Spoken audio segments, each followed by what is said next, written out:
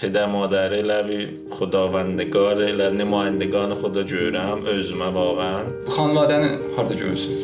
Və çün əksər yerlərdə mən öz pədərim, öz babam در واقع الگو معرفی eləmişəm. Hələ bu اول tribundur ki mamamda در واقع قاطرام قضیه چه نقد شو در واقع دیدگاه کاری و فلان مهم olacaq. Məsələn, nə pədər xanvadə ilə belə təzriq eləyə öz uşağına موضوع احساس IQ EQ'dur. Məsələn, şاید IQ ləhazdan bəzi bir دیدگاهları پدر خانواده verə.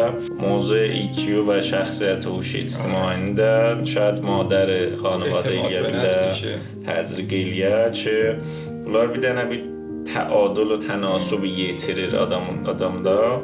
اصطلاحاً جامعه پذیری من دیگه بیلم اونا چون مثلا جامعه bu şəxsi qəbul eləyə bilir rahat və xop bunlar hamısı mən mədiyunam öz xanvadəmə Sağ ol ki bunları dedin və sağ ol ki bilirsən. adam cavantar olandan o cavantar olanda çox umq qəziyyəni bilməyəm.